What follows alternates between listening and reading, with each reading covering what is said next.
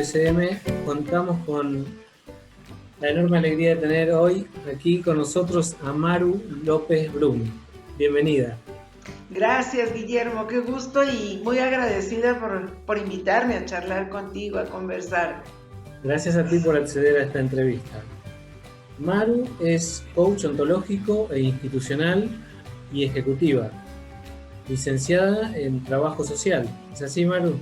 Así es.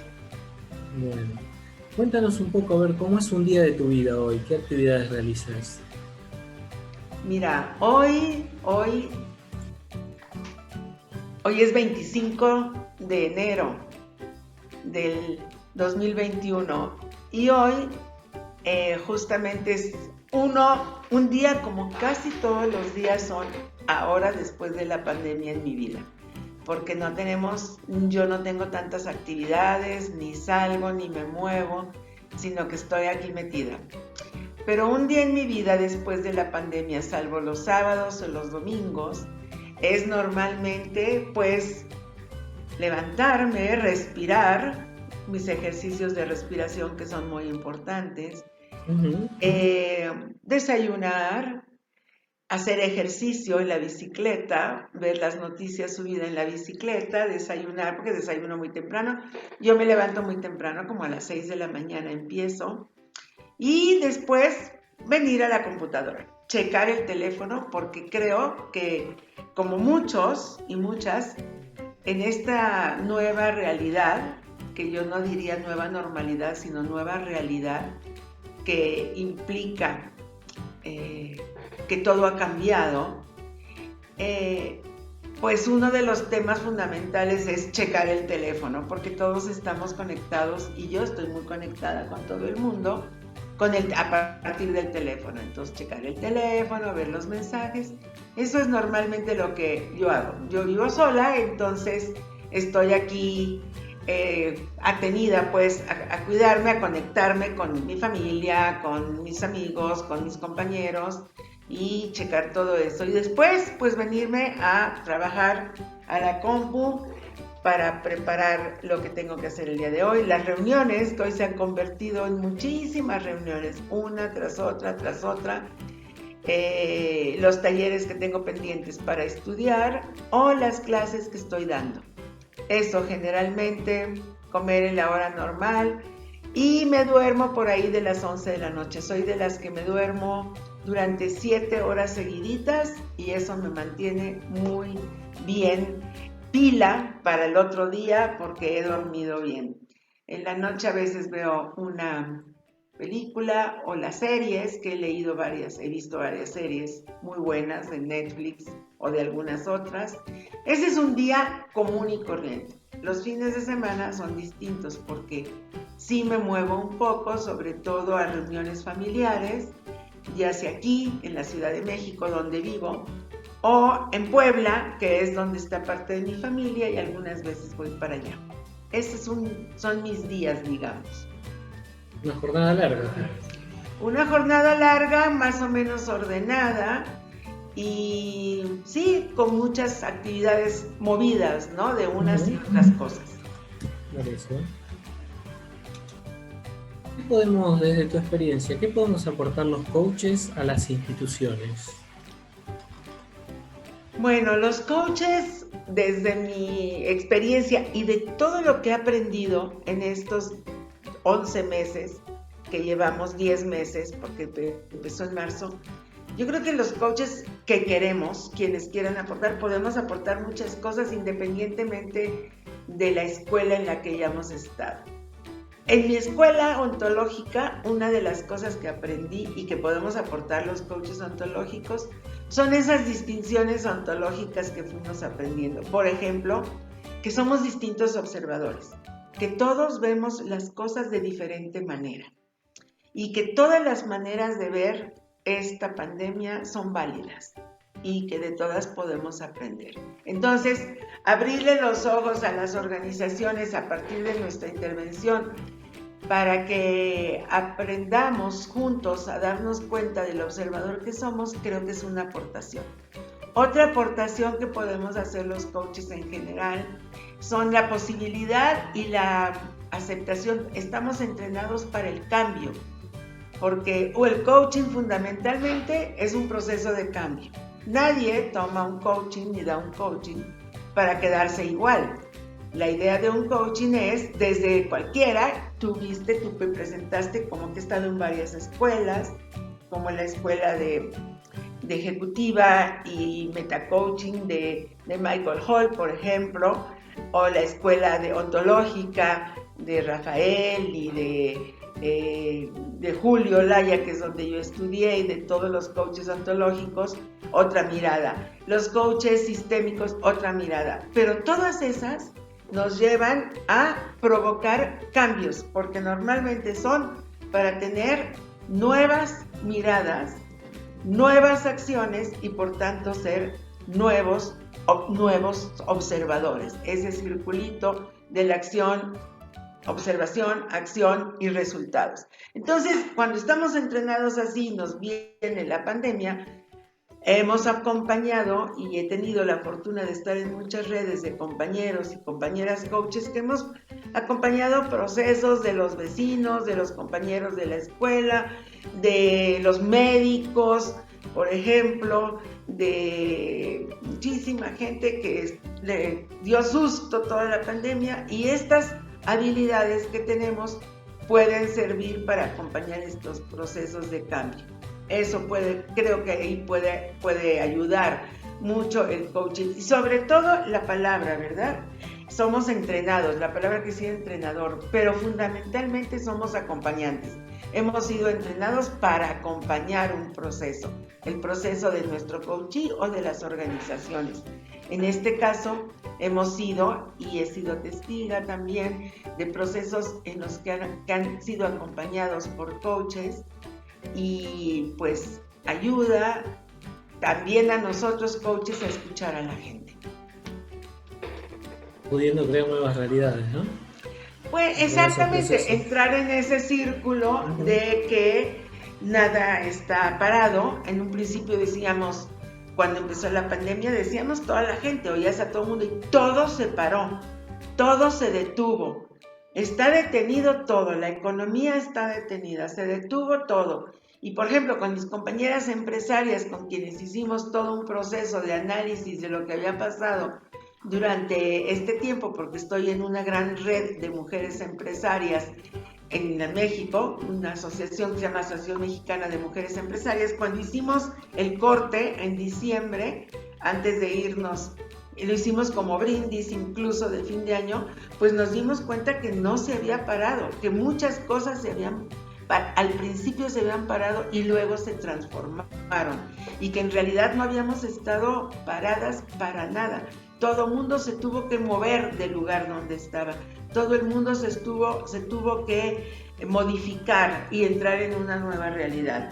También nos dimos cuenta, no podemos negar que ha habido una caída, un proceso complicado en las actividades y sobre todo en la economía. Bueno, gente que se quedó sin trabajo, gente que se quedó sin posibilidades de realizar los negocios que estaba haciendo, pero muchísimos tuvieron la posibilidad, la pericia, la audacia, la necesidad de transformarse, y pues el que vendía en un restaurante ahora vende a domicilio, el que hacía, por ejemplo, entre mis compañeras, quienes hacían, ¿qué te puedo decir?, uniformes para las escuelas o para los maestros o para las empresas, pues se pusieron a hacer uniformes para los médicos y ropa para los médicos, que tuvo que haber toda esa transformación por la oportunidad, porque también fue una oportunidad, hubo una oportunidad, y para también pues diversificar su posibilidad de producción y de ingresos.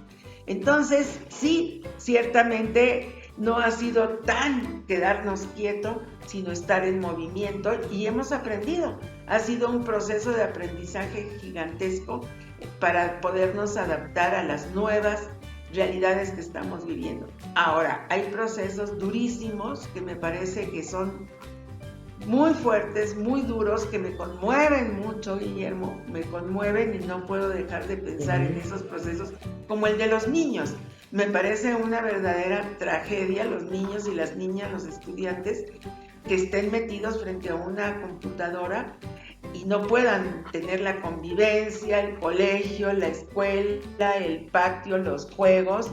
No se ha perdido al 100% la posibilidad de seguir estudiando, pero sí la pandemia es una tragedia en ese sentido, de romper la posibilidad de estar en convivencia, de salir de tu casa y estar las 8 horas, 6 horas, 7 horas frente a una computadora. Y bueno, sabemos de los estudios que hay, de todos los impactos psicológicos que hay, por ejemplo, en ellos, ¿no? En los estudiantes, en las estudiantes, sobre todo en esa edad.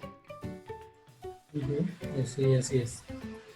Cambiando un poco de tema, Maru, ¿de qué hablamos cuando hablamos de igualdad de género? Bueno, es un tema en el que me he dedicado muchísimos años. ¿De qué estamos hablando cuando hablamos de igualdad de género? Cuando hablamos de igualdad de género estamos hablando, primero hablaría del antecedente.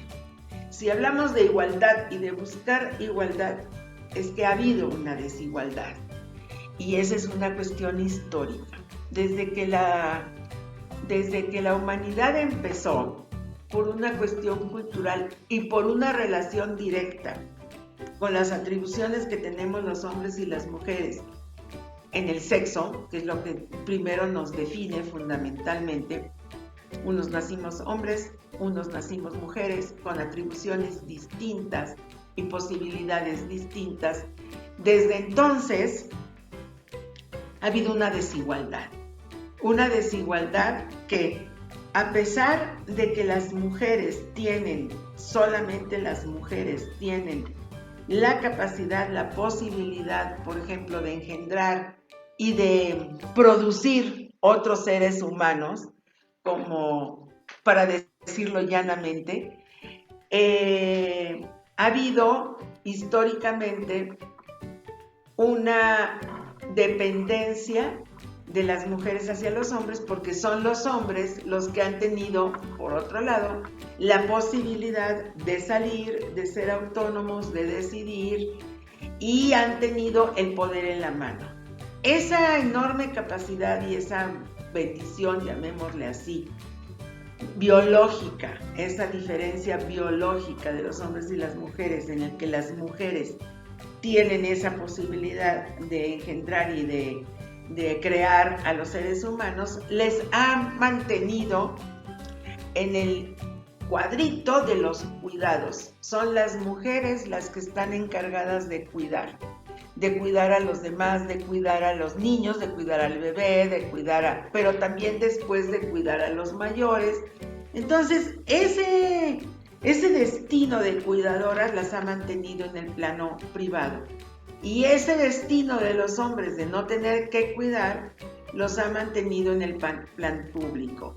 Esa diferencia y esos roles que vamos heredando, porque son los roles que vamos heredando, nos han mantenido con una enorme diferencia que ha creado una desigualdad. Una desigualdad histórica, una desigualdad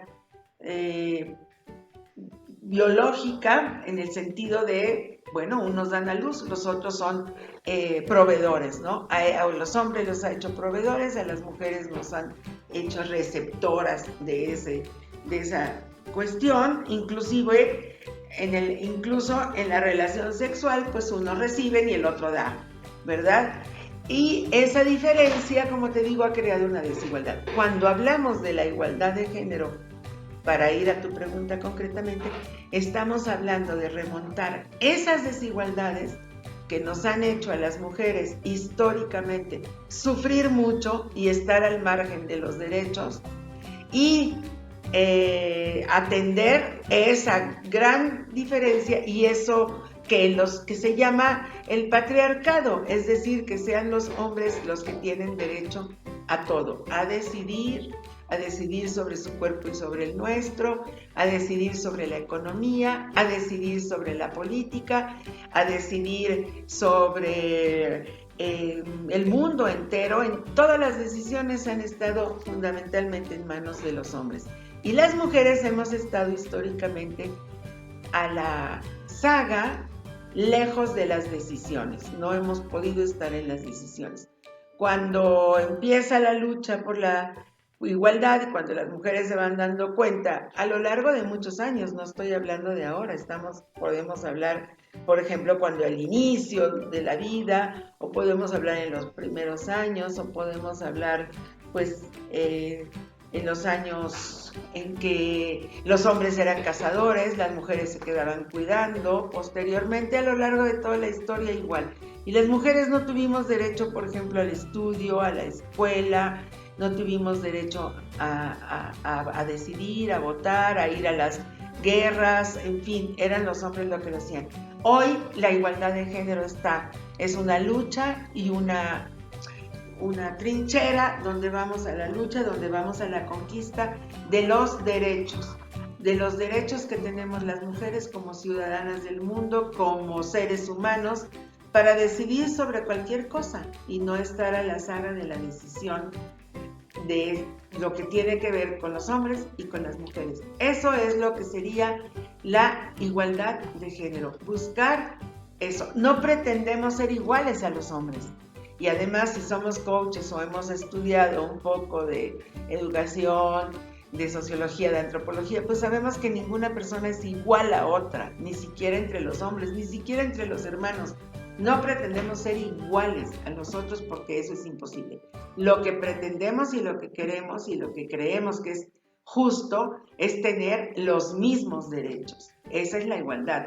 Y en ese sentido, cuando hablamos de igualdad, hablamos de un aspecto. La igualdad, la palabra igualdad tiene que ver con un aspecto de justicia, de jure se dice. Es decir, el derecho, el jurídico, el principio jurídico que nos habla de la igualdad. Y no solamente de la igualdad de género, sino de la igualdad de todos los seres humanos, los negros y los blancos, los capacitados y los discapacitados, los altos y los chaparros, los ricos y los pobres, los de un país y los otros, los africanos y los europeos. Pues en principio, y eso es lo que define la Carta Universal de los Derechos Humanos, todas las personas tenemos el mismo derecho a decidir, el mismo derecho a ser en la vida y a no ser discriminados. Las mujeres hemos sido discriminadas históricamente. Es así. Hablando de las mujeres, ¿qué son las 6 Coaches Sin Fronteras? Ah, qué interesante, nos ha seguido. Es bonito que ya empecemos a sonar como las 6. Mira, las 6, somos 6, obviamente, que somos 6 coaches que llegamos por diferentes caminos a la oferta y a la propuesta y a los talleres y cursos que hoy da un gran coach, que es un líder entre el coaching y sobre todo entre el coaching ontológico y político, que es Juan Vera. De diferente manera llegamos a las clases de Juan Vera. Él abrió un círculo de lectura a partir de su libro que se llama Articuladores de lo Posible, de Posibilidades, ¿no? Y varias hemos sido sus alumnas, sus compañeras, sus colegas, incluso en el taller que él ha dado de coaching y política, o coaching en la política, porque le ha ido cambiando el nombre. Cuando llegamos al círculo de lectura de su libro y otros libros, nos encontramos varias, las 6 prácticamente, en ese círculo. Y un día que nos íbamos muy atrasadas, te lo voy a contar como anécdota, un día que íbamos atrasadas, varias, porque no le alcanzábamos a la lectura, porque nos pone demasiados capítulos de cada 15 días, pues una de ellas, Olivia, dijo, oigan, ¿por qué no nos vemos el domingo para ver un día para ver qué capítulos vamos y cómo nos podemos ayudar para ponernos al tiro? Y nos juntamos, ahí las 6, por cierto que llegaron 2 hombres después, que también venían rezagados, y el objetivo fue juntarnos para que las que iban más adelantados ayudaran a los que iban más retrasados y todos nos pusiéramos en la lección que íbamos. Y ya, así se quedó, se fueron, pero llegaron muy tarde, no iban llegando y decían, ya vamos a llegar, decían los hombres, y empezamos a darnos cuenta que habíamos llegado 6 mujeres y que no llegaba nadie más y que bueno, todos habían sido invitados. Y estas 6 mujeres empezamos a platicar de lo que hacíamos, de dónde estábamos nosotras, de cuándo habíamos nuestros diferentes países. Las 6 somos 2 de Argentina, 2 de Chile, una venezolana que en ese momento vivía en Inglaterra y que hoy vive en Italia, y yo que soy mexicana. Y entonces todas empezamos como a darnos cuenta del común denominador. Éramos mujeres, éramos inquietas, diferentes edades, diferentes países, pero todas estábamos inquietas por la pregunta anterior que me hiciste. ¿Qué podemos aportar para las mujeres? En aquel momento acababan, todos los días pasa, pero en aquel momento habían pasado 2 feminicidios, uno en Chile, otro en México, en otro que muy resonados, y empezamos a hablar de eso. Y entonces empezamos a caer en la cuenta que queríamos hacer algo para erradicar esa violencia que se da concretamente hacia las mujeres. No todas estamos ni tenemos la misma experiencia, y no todas estamos en el mismo plano de ser feministas, unas sí, otras no, pero empezamos ahí a conversar, llegaron los hombres, nos metimos en el tema del libro, pero al final quedamos como, oigan, vamos a continuar esta conversación, y decidimos hacer un grupo para trabajar el tema justamente a favor de las mujeres. Y posteriormente se ha ido abriendo porque, como te digo, no todas estamos en el mismo plan de compromiso, pero sí en el compromiso de luchar en contra de la violencia en general, en contra de un mundo en paz. Y bueno, yo en lo particular, que soy feminista y que me defino como feminista y que he trabajado mucho el tema de la violencia hacia las mujeres, bueno, pues consideramos, y yo considero, que mucha de la violencia que hay en el mundo empieza por esa violencia de género. O sea, toda la violencia que hay de los hombres hacia las mujeres, y que sí es muy marcada y muy reconocida y que no se puede revolver con las demás. Pero para cerrar este círculo de los coaches, bueno, pues de las 6, así nos formamos y decidimos simplemente nombrarnos las 6. Y cuando empezamos a ponerle un nombre, porque si no, ¿quién iban a decir quiénes son las 6? También volvimos a nuestros orígenes, que teníamos que soltar, y además íbamos avanzando en el curso de Juan, en ese y en otro que da, y decidimos ponerle Coaches Sin Fronteras para pensar que justamente lo que nos tenía que definir es que no pusiéramos barreras, que no pusiéramos juicios.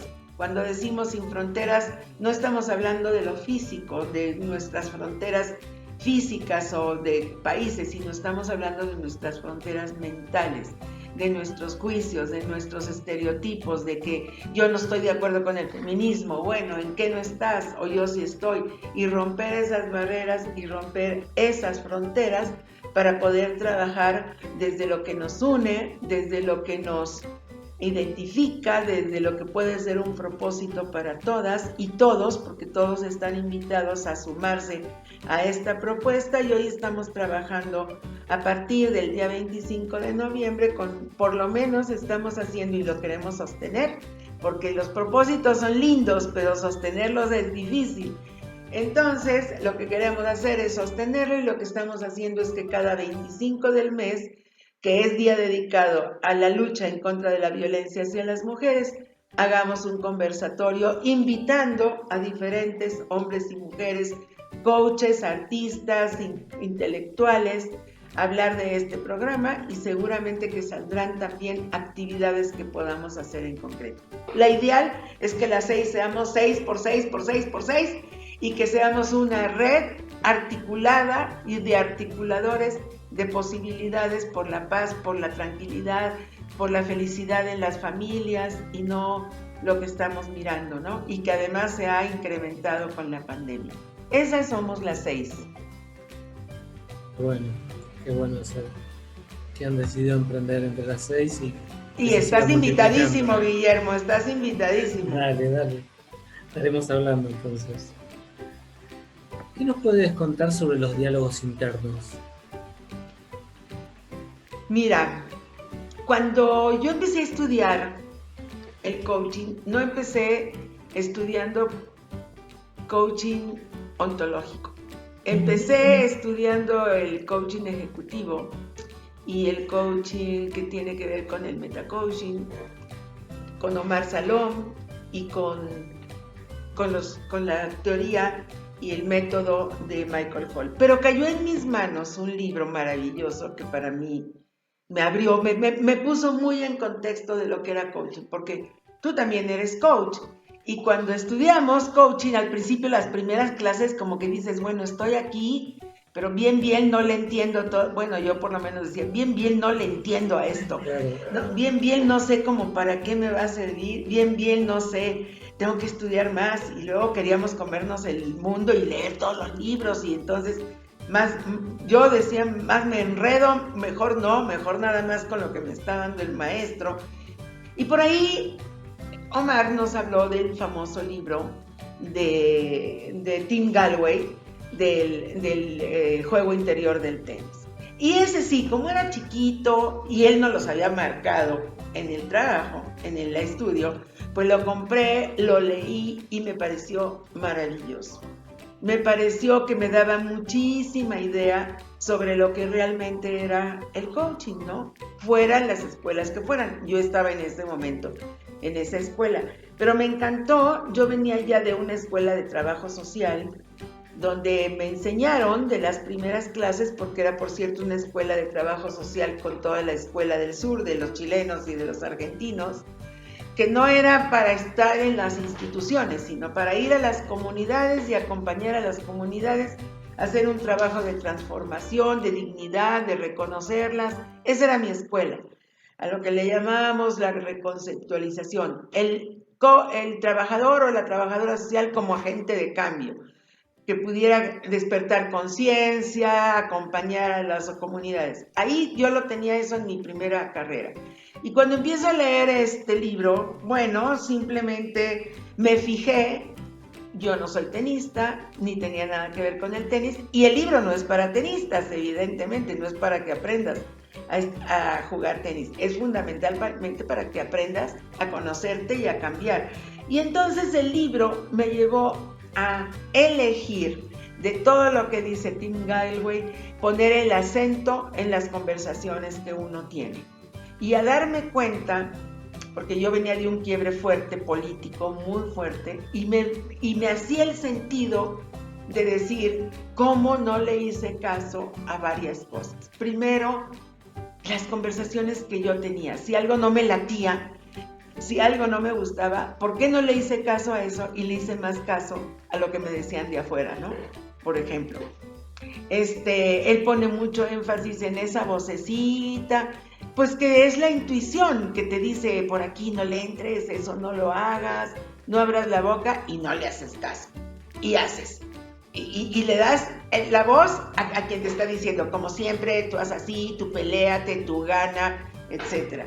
Entonces yo le di un enorme peso y me puse a estudiar mucho ese tema de Tim Gallwey, a leer el libro, y fue como que mi primera propuesta. Siempre que empiezo un curso, siempre, así sea la escuela que sea, así vaya a dar como ahora, que estoy dando solamente un curso sobre todas las distinciones ontológicas, porque me parecen importantes, siempre empiezo con el diálogo interior, porque le doy un enorme peso a esa conversación que tenemos con nosotros mismos, y que además es inevitable, porque no puedo dejar de hablar contigo, Guillermo, puedo dejar de hablar con mi familia si me encierro, pero lo que no puedo, por nada del mundo, es dejar de hablar conmigo misma.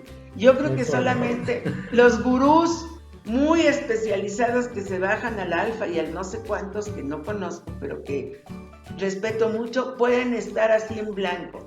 Pero de ahí en fuera, aunque estemos haciendo una meditación, en general estamos viendo y estamos siguiendo un diálogo interno que vamos acallando el de afuera, pero el yo, ese yo tan interno, que no le hacemos tanto caso a veces, se tiene que convertir en algo más grande, y ese yo, donde está la inspiración, donde está el poder, donde están las posibilidades, donde están los sueños, donde está, como decía Luisa Hay, el poder está dentro de ti. Ajá, diría Tim Gallwey, sí, está dentro de ti, pero ¿cuál de los dos yo? Porque también el no poder también está dentro de ti, no está afuera, tú lo metes ahí.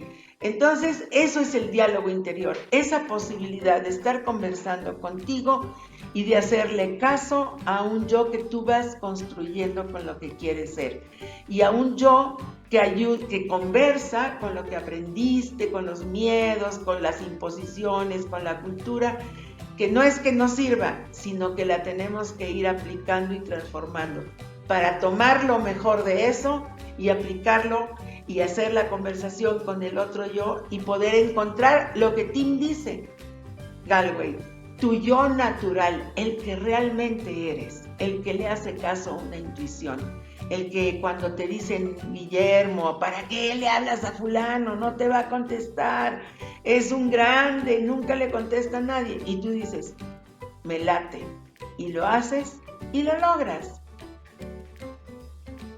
Qué bueno.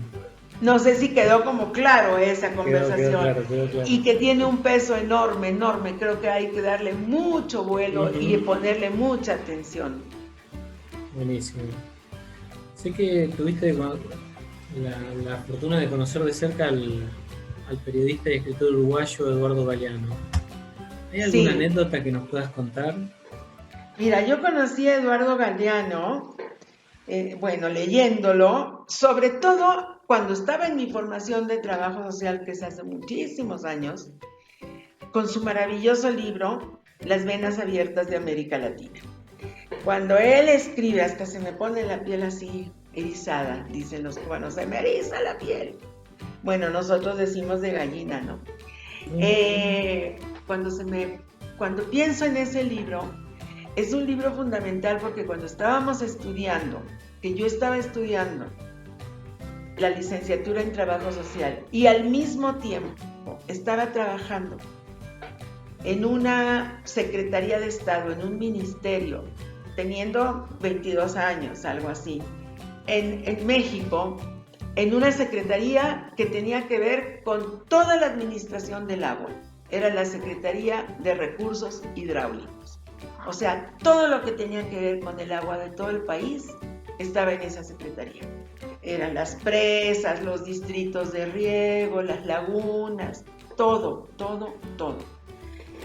Bueno, trabajar ahí en un espacio que tenía que hacerme ver con todo el país y viajar y trabajar con los campesinos y trabajar con los voluntarios y trabajar con los empleados de la secretaría, me hizo tener un concepto de mi país enorme, darme cuenta de las diferencias enormes que había entre el campo y la ciudad, pero también las diferencias que hay entre el norte y el sur, el este y el poniente, un país gigantesco como es México y con tantas riquezas. Y yo, a esas edades, viajando de un lado para el otro, al mar, al altiplano, arriba, abajo, al desierto. Bueno, te lo cuento porque en ese momento estudiamos y leímos Las venas abiertas de América Latina. Y entonces hay una toma de conciencia gigantesca de lo que es no solo México, sino de lo que es nuestra patria grande, diría José Martí. Toda la América Latina, lo que nos une, lo que nos identifica a los chilenos, a los argentinos, a los uruguayos, a los del Perú, a los del Brasil, con esas características que tienen que ver y que él describe de una manera tan fuerte, tan estudiada, tan consciente, que sigue siendo vigente y que a pesar de todos esos años, pues muchas cosas no han cambiado, aunque otras hayan cambiado, pero la pobreza y la diferencia y la injusticia social siguen prevaleciendo. Entonces, habiendo leído ese libro, por ahí es donde lo conocí. Y luego tuve, en el 85, la oportunidad, 84, la oportunidad de irme a vivir a Nicaragua para colaborar en aquel momento con el gobierno de aquel momento que estaba asediado por los Estados Unidos. Y llegaban a Nicaragua muchísimos escritores, intelectuales de todo el mundo. Entre ellos, uno de los que llegaba permanentemente y que era un colaborador impresionante en todos los niveles, tanto de la universidad como los encuentros de intelectuales, era Eduardo Galeano. Yo conocí ahí a Eduardo Galeano porque además yo trabajaba en el Ministerio de la Cultura, entonces me ponía en contacto con todos los intelectuales de Nicaragua y todos los que venían de fuera, ¿no? Que si Carlos Fuentes de México, que si Alice Walker, por ejemplo, de Estados Unidos, la que escribió el libro y después hicieron la película del amor púrpura, del color púrpura, en fin, muchísima gente. Y Eduardo llegaba y era amigo de mis amigos, era amigo de Ernesto Cardenal, era amigo de Yoconda Belli, era amigo de Sergio Ramírez, y yo estaba con esa gente. Entonces ahí tuve la oportunidad muchas veces de ver a Eduardo, de estar en convivencias y de escucharlo en sus clases que iba a dar a la Universidad Centroamericana o a la universidad. Bueno, ahí lo conocí, lo seguí viendo en varias ocasiones. Cuando después del levantamiento zapatista en México hubo muchas reuniones con muchos intelectuales, porque ese fue un movimiento que puso los ojos del mundo en Chiapas, donde esto se llevó a cabo. Fue en 1996, en julio de 1996, y llegaron 3,000 personas en una orillita de la selva Lacandona, ahí en Chiapas, con todos los indígenas que bajaron, todas las etnias mayas que están ahí, de todo alrededor, y montones de activistas, intelectuales de todo el mundo. Te puedo mencionar algunos. Llegó, por ejemplo, la señora Mitterrand, llegó, por ejemplo, Gisèle Halimi, que es una feminista francesa importante, llegó todo el mundo, y llegó Eduardo Galeano.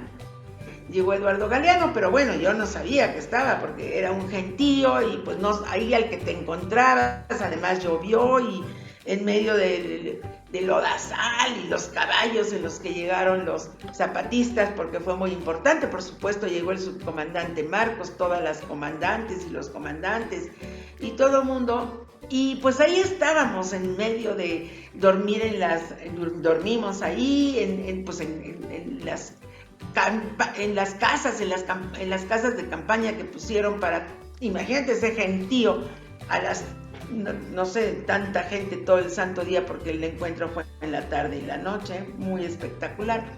Y bueno, pues te digo que íbamos saludando a quienes aparecían por ahí. Pero cuando nos regresamos, porque yo no me quedé hasta el final, nos fuimos a una orillita, a la salida de donde estaba todo el campamento, para regresarnos a San Cristóbal, porque ya nos íbamos de regreso.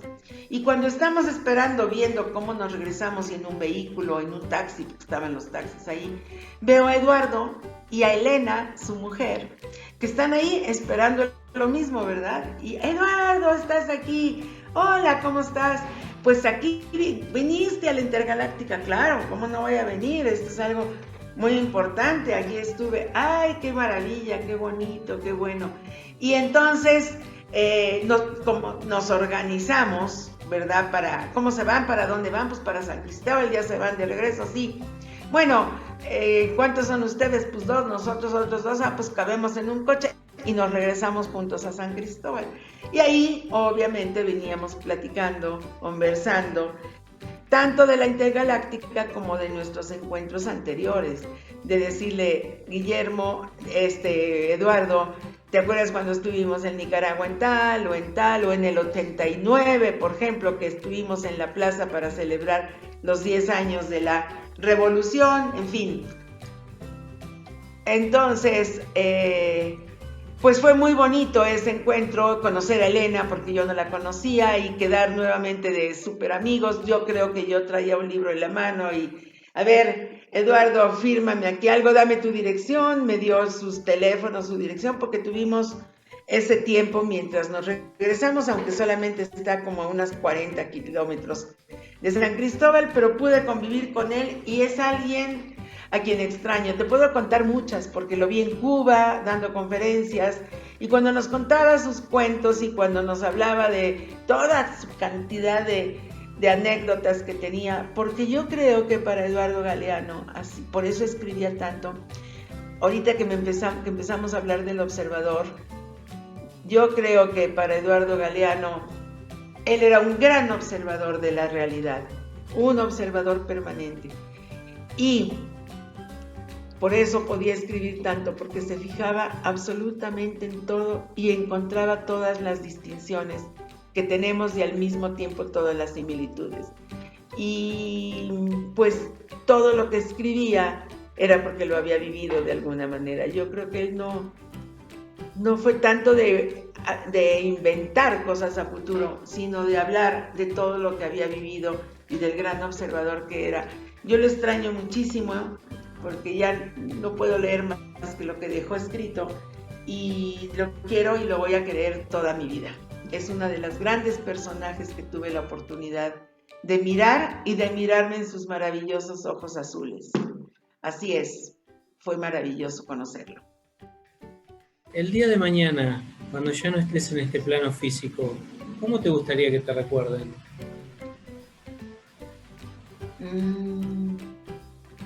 Me gustaría que me recordaran. Primero me gustaría que me recordaran. Esa es la primera cuestión. Ojalá que me recordaran, más allá de mi familia cercana, porque luego no te recuerdan ni los parientes, ¿no? De repente dices, ¿te acuerdas del primo fulano? ¿Cuál? No me acuerdo bien. Entonces la primera respuesta sería, Guillermo, ojalá me recordaran. ¿Y cómo me gustaría que me recordaran? Me gustaría que me recordaran por aquellas acciones que pude haber hecho que le cambiaron de alguna manera la vida hacia mejor a quienes han estado cerca de mí.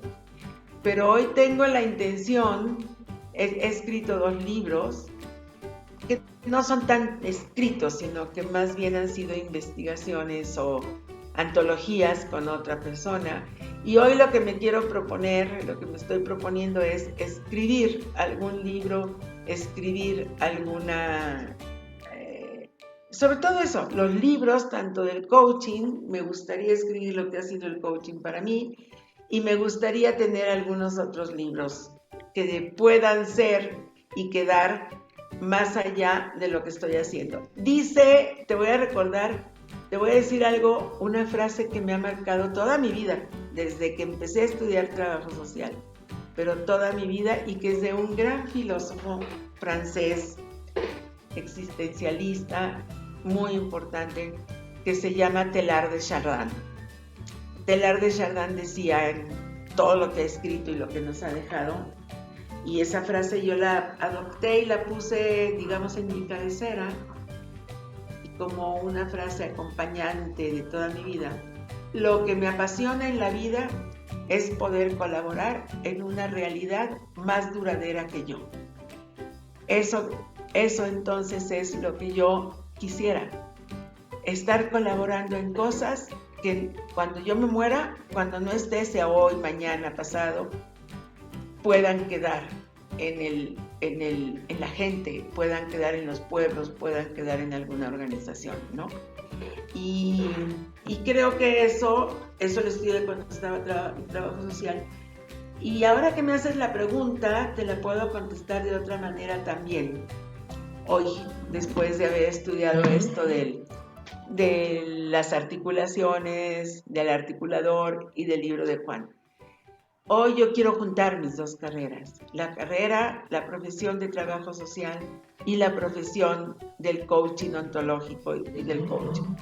¿Y qué cosa es lo que quiero hacer? Pues quiero hacer de las 2 una propuesta que se llame coaching social, que tiene que ver justamente con quienes estamos trabajando, además del 1 a 1 o de una empresa, en la posibilidad de transformar la sociedad, de intervenir en las organizaciones que están en la sociedad y que pueden ser transformadas hacia mejores estadios, hacia mejores lugares, pues eso es lo que yo quisiera, que me recordaran como una coach social que pudo transformar un poco la realidad, las posibilidades, o ayudar más bien a transformar, porque la transformación no la hace uno, la hacemos con todos, que se metió en las posibilidades de transformación de los grupos, de las sociedades, de las comunidades, etcétera, etcétera. Qué bueno, Maru. Muchísimas gracias. ¿Cómo te vas de esta conversación? Ay, me voy muy conmovida por tus preguntas, me voy muy agradecida porque hayas puesto tu mirada en mí, me voy contenta porque me confrontas. Cuando alguien te pregunta, pues te confronta y te pones a pensar en cosas que a lo mejor no habías pensado. Me voy contenta con los recuerdos, me voy comprometida contigo para también apoyar en lo que estés haciendo desde donde yo pueda. Me voy muy contenta. Muchas gracias. Muchísimas gracias a ti.